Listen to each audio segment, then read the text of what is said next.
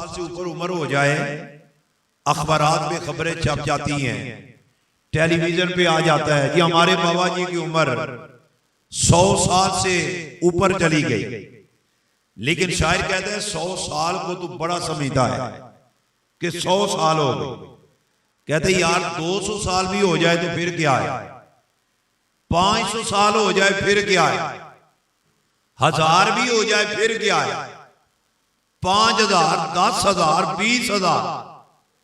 कहते हैं 100, 10, 20,000 को छोड़ जे लख साल रही हूं विच दुनिया, यानी 100,000 की बात नहीं, जे लख साल रही हूं विच दुनिया और तू टुर जाना और ये वखरा वखरा होना, ये सारा ताना बाना, ये सब 7 कबीले छड़ गए, तेरा होसी गोर ठिकाना, आसम चपले नाम खुदा दा ए वेला वक्त सुहाना। क्या मतलब है इस बात का कि जो भी दुनिया में आया उसने एक ना एक दिन दुनिया से, नहीं सब ना बोलो, जिसका नजरिया है कि जाना है वो मेरे साथ थोड़ा सा मिलकर चले। कोई बात जमाने में नई बात नहीं होती, अंदाजे बयां है जो बात को बदल देता है। थोड़ी सी ना तवज्जो की जरूरत है आप लोगों की। आप तवज्जो के साथ चलेंगे तो यकीनन आपको कुछ मिलेगा। जो भी दुनिया में आया उसने एक ना एक दिन दुनिया से, एक शायर ने यूं समझो जैसे समुद्र को कूजे में बंद कर दिया। वो कहते हैं जो जिंदा है वो मौत की तकलीफ सहेगा, जब अहमद मुरसल ना रहे तो कौन रहेगा। यानी मौत ऐसा बरहक दरवाजा है जिससे हुजूर भी गुजरे। इस पूरी कायनात में जो रब के सबसे ज्यादा करीब है उस जात को जाते मुस्तफा कहा जाता है, लेकिन मौत के दरवाजे से हुजूर भी गुजरे। पता क्या चला, जो दुनिया में आया उसने एक ना एक दिन दुनिया से।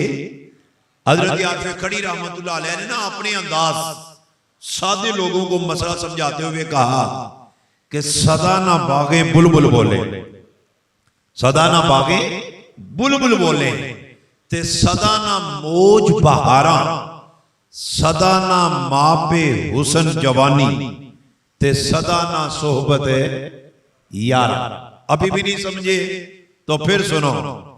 आया सदा ते बुकल मार टुरना, आया सदा बुकल मार टुरना, ना कुछ तू कहना ते ना कुछ मैं कहना, तेरियां मेरियां आकड़ा फिर किस कारी, तू भी डह पैना ते मैं भी डह पैना, तेरा मेरा रिया फिर की झगड़ा, ना इथे तू रहना ते ना इथे मैं रहना।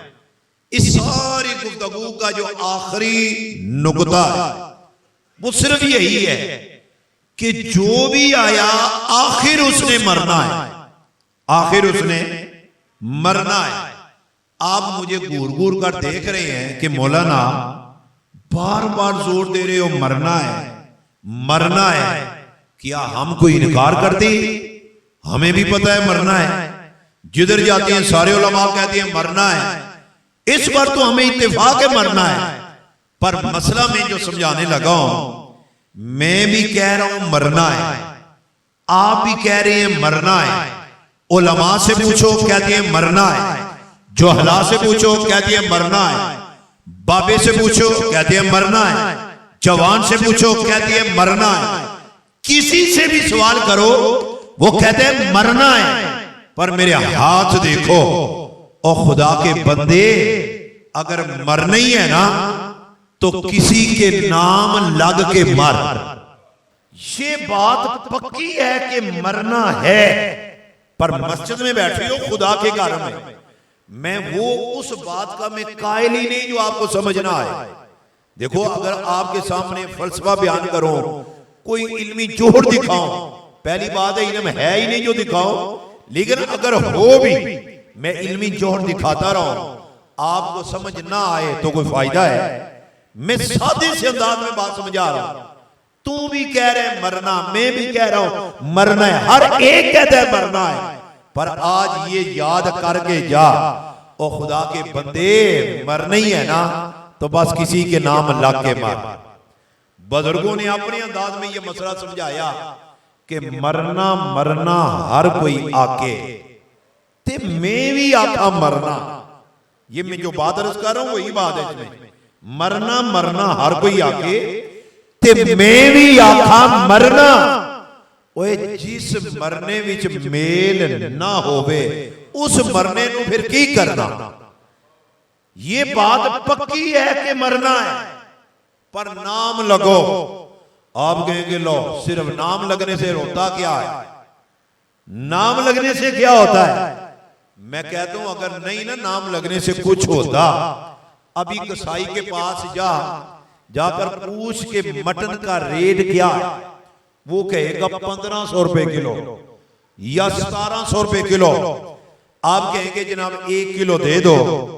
अब जब वो बोटियां तोलेगा आपकी नजर तराजू पर होगी, कम तो नहीं तोड़ रहा, तराजू बराबर है। बार बार देखोगे अगर थोड़ा सा कम हुआ, एक बोटी भी कम हुई तो आप कहेंगे जनाब 2 नंबरी ना करो, मैंने तुम्हें 1800 रुपया देना है और ये बोटी कम क्यों? मैंने कहा खुदा के बंदे 1800 रुपए का सिर्फ किलो? कहते हैं हाँ ये मटन है, बकरा है, बड़ा महंगा है। मैंने कहा हाँ मैं तुझे सस्ता भी बताता हूं। कहता है किधर है? मैंने कहा बाहर जाकर मैंने अभी गंदगी के ढेर पर एक बकरा मरा हुआ देखा है, चीलें खा रही, कव्वे खा रही, जानवर खा रही। जाके उधर से उठा, इधर से जो 1700-1800 रुपए भर रहा है उधर से जाकर उठा। कहते हैं नहीं मैं कम अकल नहीं हूं, मैं मुसलमान हूं, उसको नहीं उठाऊंगा। मैंने कहा क्या वो बकरा नहीं? कहते हैं बकरा है। मैंने कहा मटन नहीं? कहते हैं मटन है। मैंने कहा है वो भी मटन है, ये भी मटन है, वो भी बकरा है, ये भी बकरा, पर उसे कव्वे खा रही है, चीने खा रही है और तू 2000 रुपए किलो खरीद रहा है। मामला क्या? कीमत कैसे लगी? आप कहेंगे वो बगैर नाम लगे मर गया है, जान उसने भी दी, जान इसने भी दी, पर इसने जान नाम लग के दी। कीमत लगती है नाम लगने से, जब तक नाम ना लगे कीमत लगती। सब बोलो कीमत लगती। तो आप क्या समझे? मरना ही है पर नाम लगो ना। हाँ इतनी बात आप मुझसे पूछ सकते हैं, मौलाना जोर बड़ा दे रहे हो, नाम लगो नाम लगो, पर आगे भी तो बताओ पर हम किसके नाम लगे? अपने बाप के नाम लग जाएं, अपने बड़े भाई के नाम लग जाएं, अपने उस्ताद के नाम लग जाए, वो बड़ा मेहरबान है। अपनी माँ के नाम लग जाए, माँ बड़ा प्यार करती है। अपने बेटे के नाम लग जाए, बड़ा खिदमत गुजार है। पर मैं इन उलमा की मौजूदगी में कसम बा खुदा, अल्लाह की कसम उठाकर कहता हूं, तू अपनी माँ को बड़ा मेहरबान समझता है, बाप को बड़ा शफीक समझता है, अपने भाई को बड़ा करीम समझता है, अपने बेटे को बड़ा खैर खा समझता है। ऐ अपने बाप बेटे भाई को खैर खा समझने वाले, मैं खुदा के घर में कसम उठाकर कह दो, इस कायनात में मेरे और तेरे लिए जो सबसे बड़ा खैर खा है वो उस जात को ज़ाते मुस्तफा कहा जाता है। तू खैर खा की तलाश में है, मेहरबान की तलाश में है, तो अपने किसी शफीक की तलाश में है ना, कि यार मरना ही है तो किसी शफीक के नाम लगो। मैं पूछता हूं बता, तेरे और मेरे नबी से बड़ा शफीक है कौन? हमारे लिए कौन है बड़ा करीम? आप कहेंगे तुम्हें तो हमारी मां का नहीं ना पता, हमारे बाप का नहीं ना पता कितना शफीक है। चलो मुझे ये बताओ, आज तक कभी भी तुम्हारी मां तुम्हारा बाप तुम्हारा बेटा, तुम्हारा जिगरी यार कभी तेरे गुनाह देखकर रोए कि ये कल क़यामत के दिन इसको सजा मिलेगी, लिहाजा या अल्लाह इसे बचा ले? कभी किसी का बाप रोए? वो बोलो तो सही, किसी की मां रोई हो? नहीं। आप इसलिए चुप हैं, आप कह रहे हैं मौलाना हमारी माएं तो रोती हैं, हमारे तो बाबे भी रोती हैं, रो रो कर दुआएं मांगती हैं। और खुदा के बंदे, माल के लिए दुआ रो रो कर मांगना और है, आमिना के लाल के लिए रो रो कर दुआ मांगना और है। ये रोती हैं कारोबार ना जब नहीं चलता, जब तेरी दुकान नहीं, जब वो रोती हैं, दुआएं मांगती, आंसू बहाती हैं। पर मेरा और तेरा नबी कितना लजपाल है, कितना लजपाल है। हुजूर की 63 साल जिंदगी का एक एक लम्हा उम्मत के सामने, कोई एक लम्हा बता जब मेरे नबी ने हमें बुलाया हो, जो ना भूला हम गरीबों को रजा, जो ना भूला हम गरीबों को रजा। याद उसकी अपनी आदत कीजिए जिसके लब पे रहा उम्मती उम्मती, याद उसकी ना भूलो नियाजी का, वो कहे उम्मती उम्मती उम्मती, तू भी कह या नबी या नबी, मैं हो हाजिर तेरी चाकरी चली। आओ दर बा दर की ठोकरे ना खाओ, आज ले उनकी पना, आज ले उनकी पना, आज मदद मांग उनसे, फिर ना मानेंगे क़यामत को कर मान गया। आज जरूरत इस बात की है, दर बदर की ठोकरे ना खाओ, मारी जाना है। अपने लजपाल नबी से वफा करके मरो, अपने नबी के बन के मरो। क्यों? हमारे लिए सबसे बड़ा खैर खा है ही हमारा नबी।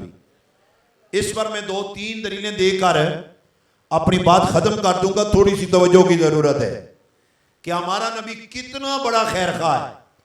हजरत सैयदना अबू हुरैरा फरमाती हैं हमारा लजपाल नबी हम पर इतना मेहरबान था, इतना शफीक था, इतना करीम था। कहती हैं अपनी राज की बातें जो अपने भाई से भी छुपाते थे, अपने बाप से भी छुपाते थे, अपने बेटे से भी जो बातें छुपाते थे, पर नबी इतना मेहरबान था, जब नबी आता तो सीना खोल के सामने रख देते थे। जोर से बोलो यार सुभान अल्लाह। बात देखो ना, आप मुझे बड़ी गौर से देख रहे हो कि मौलाना गुफ्तगू कैसे करते हैं। मैं भी टिक टिकी लगा के देख रहा हूं, आप गुफ्तगू सुनते कैसे हैं। एक तरफ से काम नहीं, एक हाथ से चुटकी बजती या ताली नहीं बजती।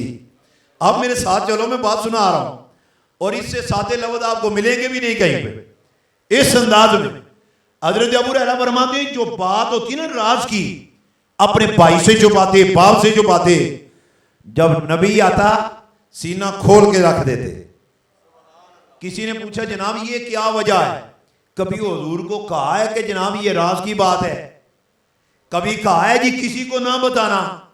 हजरत अबू हुरैरा फरमाते हैं जब हम हुजूर से बात करते ना तो हम ये महसूस करते हमने ये बात किसी गैर के सामने नहीं, अपनी बात अपने आप के सामने ही पेश कर दी है। यानी हुजूर की इतनी अपनाइयत होती गुलामों के साथ, इतनी शफकत होती, इतनी मेहरबानी होती। ये आज माहौल बदल चुका है। ये जो स्टेटस वाला माहौल आ गया है ना, ये मेरा ओहदा देखो, मेरा वकार देखो, मेरा मेरा जो है ना वो कुर्सी देखो, मैं इस मकाम पर हूं, तुम कौन हो? मेरे नबी ने इन सब चीजों को खत्म किया है। हुजूर जब गुलामों में बैठे होते तो हुजूर ये नहीं महसूस करवाते थे कि तुम और हो हम और हैं। हुजूर फरमाते ये फर्क तो है ही है कि तुम उम्मती हो मैं नबी हूं, लेकिन अखलाक में, किरदार में, सीरत में फरमाया आओ मिलकर खाते, मिलकर पीते हैं। 70 को पहले दूध पिलाया और 70 के बाद जब हजरत अबू हुरैरा ने कहा ना आका ये खत्म नहीं हो रहा, तो हुजूर ने ये नहीं फरमाया अब तुम सब ने पी लिया है, अब झूठा हो गया है, मेरा स्टेटस तो देखो, मैं नबियों का इमाम हूं। अब पहले पिलाते तो मैं पी लेता। हुजूर ने फरमाया अच्छा नहीं खत्म हो रहा, अब मुझे दो, मैं अभी खत्म कर देता हूं। अब 70 के बाद दूध पीना, क्या ये मेरे नबी का किरदार है या नहीं? यहां पे स्टेटस वाले लोग जो आजकल बड़े चौड़े होकर चलते हैं, हमारा स्टेटस तो देखो।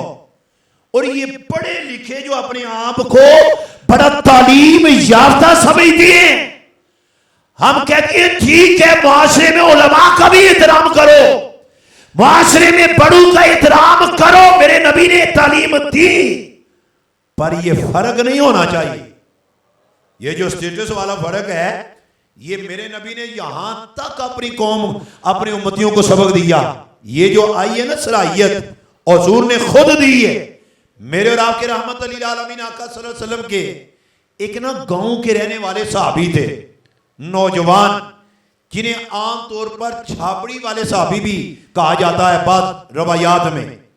वो कभी कभार हुजूर की बारगाह में आते तो गरीब आदमी थे, मदीना के बाजार से गुजरते, जो सबसे सोना फल होता, चाहे खजूरें या कोई चीज भी जो सोनी शैल लगती ना, तो वो साहबी दुकानदार के पास जाते और जाकर कहते भाई ये इतनी चीज मुझे उधारी दे दो। वो कहते जनाब उधारी क्या करनी है? कहते जनाब मैंने हुजूर की बारगाह में तोहफा पेश करना है। वो हुजूर का नाम आता तो उधारी शायद दे देता। अब ये उधारी शायद तोहफा लेकर हुजूर की बारगाह में हाजिर होते, या रसूल अल्लाह तोहफा लाया हूं। हुजूर तोहफा कबूल करके फरमाते बैठो, साथियों को भी बुलाओ, अब ये तोहफा हम मिलकर खाते हैं गुलामों के साथ। जब वो खत्म हो जाता ना फल वगैरह, इस साहबी के जाने का टाइम होता तो उठ के खड़े हो जाते, या रसूल अल्लाह इजाजत है मैं जाऊं? हुजूर फरमाते हां इजाजत है चले जाओ। वो फिर भी उधर ही खड़े रहते, यानी जाते नहीं थे, खड़े हो जाते।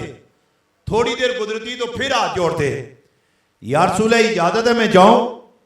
हुजूर फरमाती इजाजत दी तो है पर तुम गए नहीं, अंदर जो बात है वो करो। साहबी अर्ज करती आका अभी अभी आपने फल नहीं खाया। फरमाया तुमने खिलवाया हमने खा लिया है। अर्ज करती आका अब इसकी रकम भी दो। ने जिनकी तवज्जो है उनकी सुभान अल्लाह निकल आएगी। हुजूर अभी जो फल खाए ना इसकी रकम भी दो।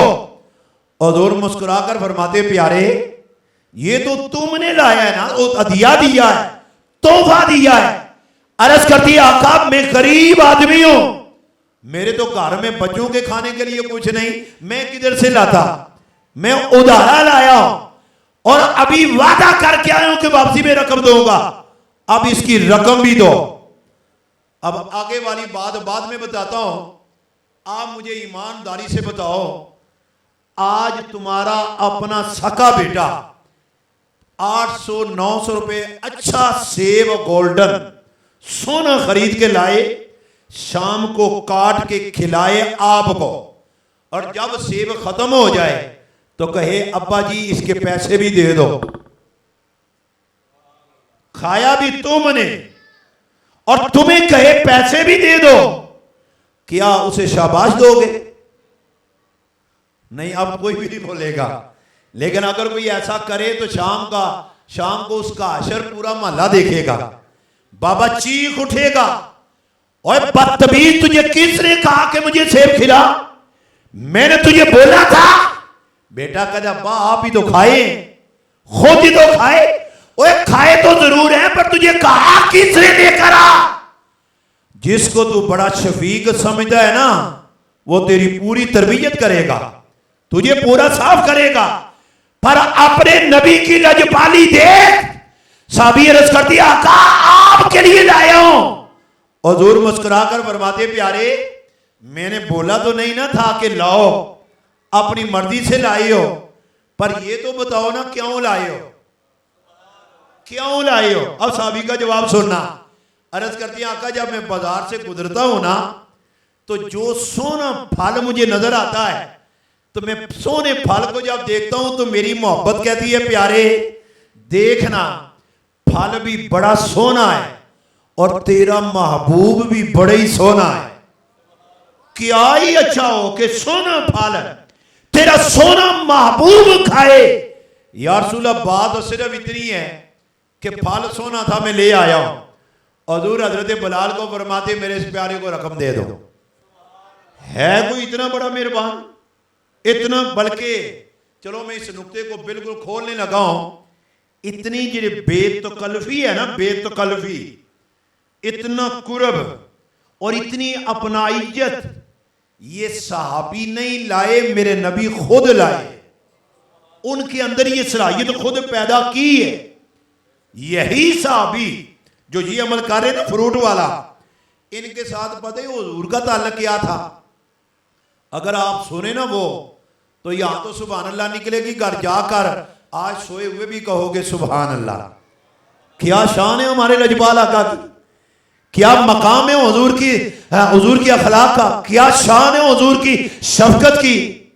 अब यही सहाबी ये कभी कभार गांव से, अपने गांव से घास लेकर आते और मदीना की मंडी पे लाकर बेचते, एक कोने पे बैठ जाते। जब वो घास बिक जाता उससे कभी घर वालों के लिए भी ले जाते और कभी कभार उस नफे से भी हुजूर की बारगाह में तोबा लेकर जाते। यही सहाबी एक दिन मदीना मुनव्वरा मंडी पर घास बेचने के इरादे से आप तशरीफ फरमाए। पीछे से ना दूर से मेरे और आपके रहमत अली आलमीन आका तशरीफ ला रहे।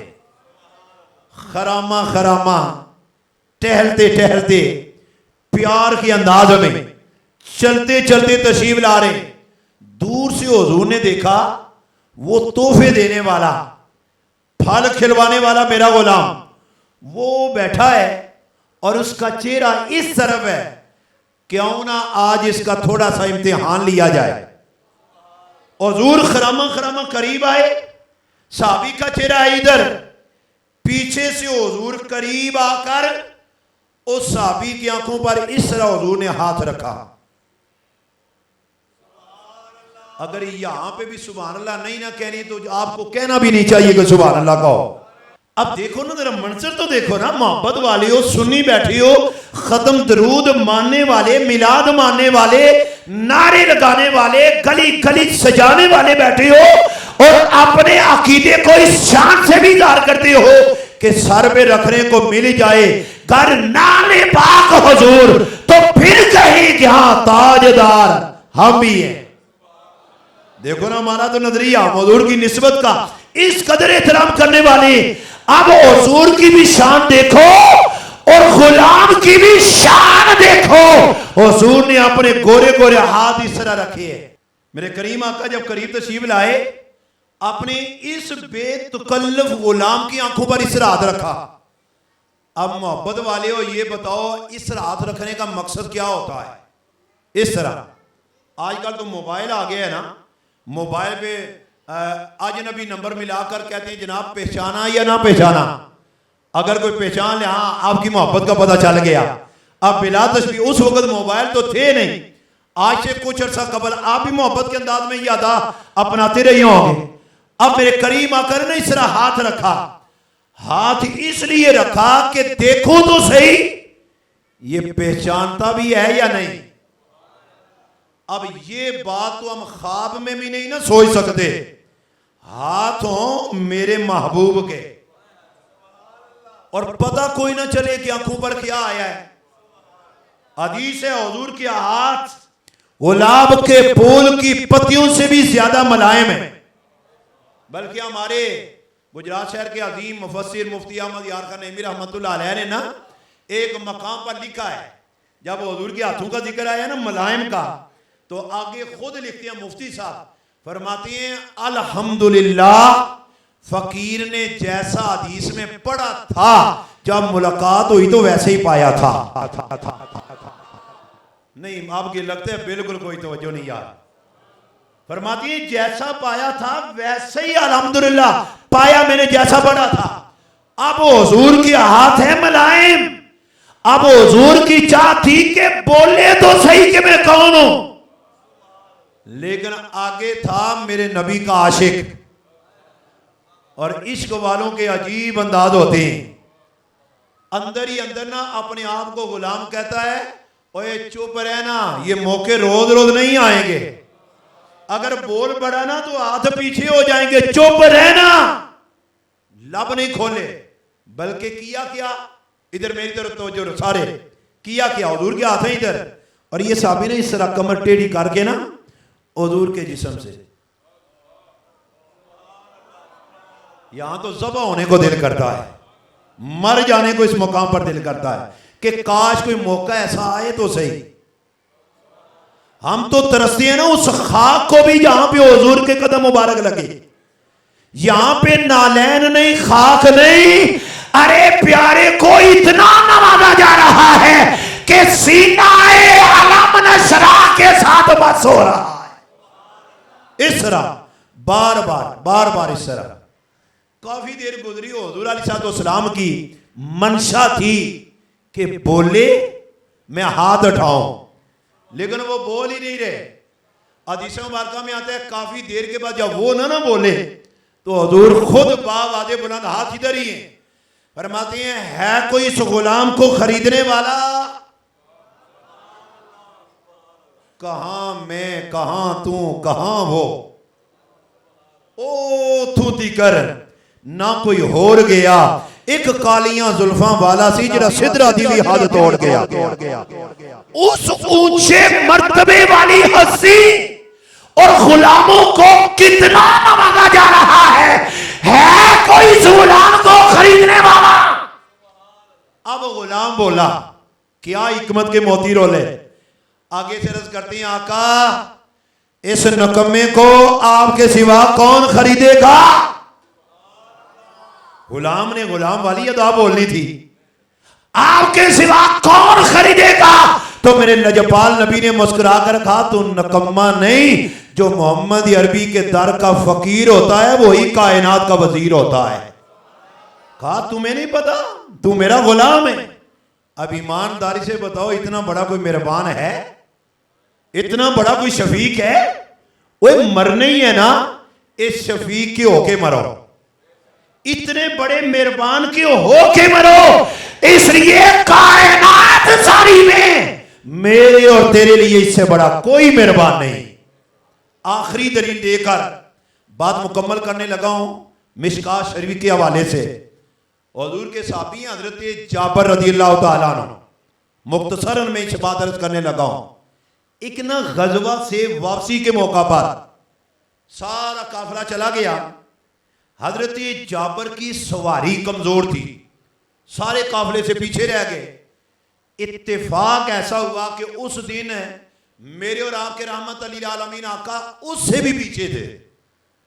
जो ही हुजूर पीछे से चले तो रास्ते में एक मकाम आया, देखा मेरा जाबर गुलाम अकेला सवारी पर जा रहा है। हुजूर करीब तशरीफ लाए, आकर कहा जाबर है अकेले क्यों जा रहे हो, काफिला किधर है? अर्ज करती हैं आका काफिला चला गया, मेरी सवारी कमजोर थी, चल नहीं सकती तो पीछे रह गया हूं। हुजूर ने मिशकात शरीफ की हदीस है, हुजूर ने मुस्कुरा कर कहा जाबर है अगर तू कहे तो मैं तेरी सवारी तेज ना कर दूं। आके आका लाजपाल हो कर दो। हुजूर के हाथ में चढ़ी थी, इस तरह लगाई, चल। सवार भी वही, सवारी भी वही, पहले चलती नहीं अब रुकती नहीं। इतनी तेज हो गई कि सवारी ना हुजूर की सवारी से भी आगे गुजरने की कोशिश करने लगी। हजरत जाबर बार बार लगाम खींच रहे हैं। जब लजपाल ने देखा ना तो फरमाया जाबर इस बेचारी को क्या कहते हो, चलने दो ना। अर्ज करते हैं आका मैं इसको कह रहा हूं अपने मौसम से आगे तो ना गुजर, पीछे रह। अब लजपाल की लजपाली का जवाब सुनना।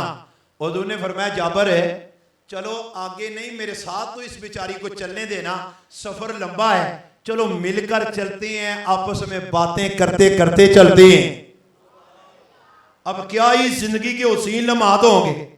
हुजूर खुद फरमाए तन्हा अकेले, अब इस तरह सवारियां जा रही इकट्ठी, आका भी है और गुलाम भी है। जो ही सबर का आगे आगाज किया तो हुजूर ने पहली गुफ्तगू का जो आगाज किया हदीस है, हुजूर ने फरमाया जाबर है सफर लंबा है, कोई घर की बात ही इतनी देर में सुना ले। क्या घर की बात कभी किसी गैर ने भी पूछी है? आपने ही पूछता है ना। तो हजरत जाबर अर्ज करती हैं आका मेरे बाप फलां गजबा में शहीद हो गए, मेरी बहनें भी हैं, बाप का कर्जा भी मेरे जिम्मा है, तो बस दुआ फरमाएं, थोड़ी सी मुश्किलात हैं, मकरूज हो। लुबे लुबाब ये था आका दुआ फरमा दे, मैं ना थोड़ा सा मकरूज हूं, कर्ज उतर जाए। अब यहां पे जो अकीदे की बात अर्ज करने लगा हूं, हजरत जाबर की ये आवाज सुन करके मैं मकरूज हूं। हुजूर ने आगे से ये नहीं कहा जाबर है एक काले रंग का बकरा ला ना तो कर्जा उतर जाएगा, या काले रंग का मुर्गा ही लिया, कुछ नजराना दो ना तो कर्जा उतर जाएगा। जैसे आजकल के चौहला हमारी कौम को ठगने वाले, लूटने वाले कर दिए। एक बेचारा पहले परेशानियों में मुब्तला है, वो बेचारा रोता हुआ तेरे लिए तेरे पास आया, वो दर्द बांटने के लिए, और तू उल्टा उसमें बोझ बन रहे। 20,000 का पहले मकरूज है, 20,000 का बकरा और ला, 40,000 का मकरूज हो जाएगा। कहेगा लेखा ना पहुंची है ना दुआ हमारी। भाई ऐसी दुआ का क्या फायदा? मैं मिंबरे रसूल पर बैठा हूं, रब्बे काबा की कसम उठाता हूं, हम ऐसे दगाबाज फराडी लोगों की ना पीरी के कायल हैं ना फकीरी के कायल हैं, हम उस पीर को पीर मानते हैं। अरे जो पीर भी हो और मेरे नबी के अखलाक की तस्वीर भी हो। ये क्या दगाबाजियां फरेबकारियां हैं। लेकिन इसमें आप लोग भी जो भंगी चरसी, हमारे किबला सैयद फिदा हुसैन शाह साहब की एक दिन मैंने गुफ्तगू सुनी, वो फरमा रहे थे हमारी कौम का भी ये हाल है, आधा नंगा हो तो कहते हैं आधी पहुंची हुई सरकार है, पूरा नंगा हो तो कहते हैं पूरी पहुंची हुई सरकार है। भाई किस रास्ते पे चल रही हो?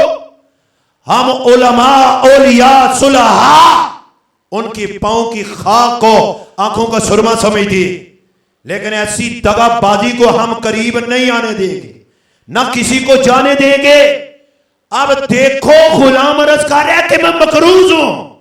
अब मेरे नबी किस तरह दर्द की दुआ बन रहे हैं। अब जरा बात खत्म करने वाला हूं, किस तरह हुजूर दर्द की दुआ बन रहे हैं।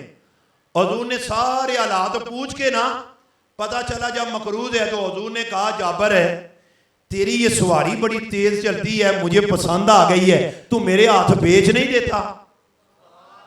हजरत जाबर अर्ज करती हैं आका सवारी बेची तो और जगह पे जाती है, मैं भी आपका सवारी भी आपकी, आप ले लो। हुजूर ने फरमाया जाबर नहीं ऐसा नहीं चलेगा, खरीदार हो, सौदा होगा तो लूंगा वरना नहीं लूंगा, पसंद भी है पर सौदे के बगैर नहीं। हजरत जाबर अर्ज करती हैं आका फिर एक ओकिया दे दो, यानी थोड़ी सी कीमत रखी। तो हुजूर आगे से मुस्कुरा पड़े, फरमाया जाबर है देखो तो सही, वो सवारी इतनी आला और कीमत इतनी थोड़ी, जाबर कीमत बढ़ाओ। जब बार बार हुजूर ने कहा ना तो हजरत जाबर अर्ज करती हैं आका 2 ओकिया दे दो। हुजूर ने फिर कहा जाबर मुझे नहीं मंजूर, ओए प्यारे जाबर सवारी बड़ी आला, कीमत बढ़ाओ। अच्छा आप में से बड़े बड़े चौधरी बैठे होंगे, बाजार सौदा लेने जाते हो, फ्रूट लेने, एक बंदा हाथ खड़ा करके बताए फलां दिन में सौदा लेने गया हूं, उसने कहा जी 300 रुपए केला दर्जन है। मैंने कहा 300 बड़ा थोड़ा है, केला बड़ा आला है, कीमत और बढ़ाओ। कभी घी लेते हुए कीमत बढ़ाने का ऐलान किया है या फ्रूट लेते हुए? सिर्फ आप नहीं, मैं पूरी जिम्मेदारी से कह रहा हूं तरीके इस्लाम का मुतालिया करें। आज तक बड़े बड़े सखी, बड़े बड़े चौधरी, बड़े बड़े खान राजे, अरे जब चीज लेने जाते हैं तो कहते हैं कीमत घटाओ, कीमत घटाओ, कीमत घटाओ। वो एक लजपाल नबी है जो गुलाम को कह रहा है ओए गुलाम कीमत बढ़ाओ, कीमत बढ़ाओ, कीमत बढ़ाओ। अब हजरात हो जो फरमाना में बात बिल्कुल खत्म, आखिरी स्टेज पर आखिरी नुकता। हजरत जाबर फरमाते हैं सवारी एक थी, कीमत हो गई 2 सवारियों के बराबर, बढ़ाते गए बढ़ाते गए, जब 2 सवारियों के बराबर हुई ना तो हुजूर ने मुस्कुरा कर कहा जाबर अब मुझे मंजूर है, आप मदीना तक चल जाकर सवारी मुझे देना, कीमत ले लेना। मदीना पहुंचे तो हुजूर ने जाते ही अपने खजानची बिलाल को बुलाया, हजरत सैयदना बिलाल को बुलाया, आए हुजूर ने फरमाया प्यारे बिलाल है, कीमत दो, हमने सौदा बड़ा प्यारा किया है, इतनी कीमत लेकर आओ। हजरत बिलाल कीमत लेकर आए, हजरत जाबर ने गोद में डाली, गोद में ना कीमत लेकर हजरत जाबर चल पड़े। 3 4 या 5 या 7 कदम चले ना, हुजूर ने पीछे से फिर बुलाया। अब मेरी सारी गुफ्तगू की जान है ये मकाम, इसको तवज्जो से मोहब्बत के कानों से सुनना। 4 5 कदम फरमाया बुला जाबर इधर आओ। हजरत जाबर फिर आए, या रसूलल्लाह हुक्म। फरमाया जाबर है वो इतनी दूर से थके हुए आए हो, पैदल ही जा रहे हो? नहीं, ये गाड़ी जब मेरी गुजरात पहुंच जाएगी फिर घर जाकर तुम्हें इस जुमले की समझ आएगी। कहा प्यारे जाबर वो पैदल ही जा रहे हो? अर्ज करती है आका एक सवारी थी वो तुमने खरीद ली है। फरमाया अच्छा ये सवारी मेरी है? या रसूलल्लाह आपकी है। फरमाया ये कीमत ले ली है? या रसूलल्लाह ले ली है। अब देखो लजपाल की लजपाली।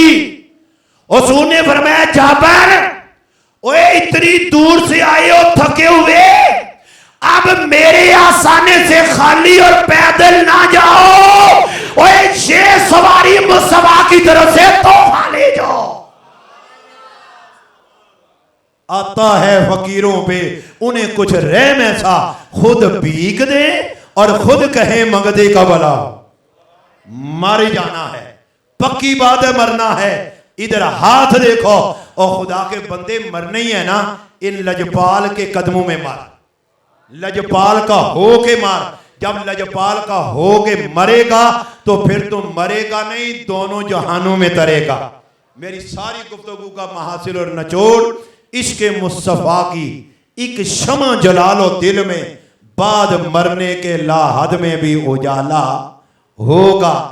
आज ले उनकी पनाह, आज ये ना सोच कल देख लेंगे, जनाजा होगा तो देखेंगे, कब्र में जाएंगे देखें, नहीं, आज आज ले उनकी पनाह, आज मदद मांग उनसे, फिर न मानेंगे क्यामत को अगर मान गया।